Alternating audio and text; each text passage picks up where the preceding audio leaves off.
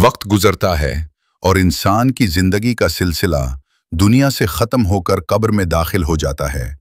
40 दिन गुजरने के बाद कब्र में मैयत के लिए एक नया मरहला शुरू होता है। दीनी एतबार से कहा जाता है कि 40वें दिन के बाद मैयत का दुनिया से ताल्लुक मजीद कम हो जाता है और रूह अपने असल मकाम की तरफ बढ़ने लगती है।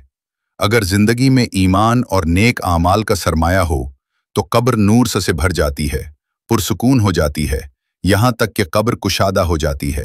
लेकिन अगर आमाल कमज़ोर हों, गुनाह ज़्यादा हों तो कब्र तंग हो जाती है, यहाँ तक कि हड्डियाँ एक दूसरे में पैसने लगती हैं।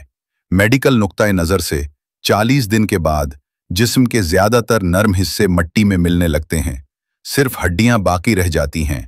ये वो वक्त है जब जिस्मानी तौर पर भी इंसान का वजूद मिट्टी में तब्दील होना शुरू हो जाता है। ये मनाजिर हमें याद दिलाते हैं कि ज़िंदगी का असल सरमाया दौलत नहीं बल्कि ईमान और नेक आमाल हैं। आज ही अपने आप को संभाल लो, क्योंकि कब्र की रात अकेली और तवील है।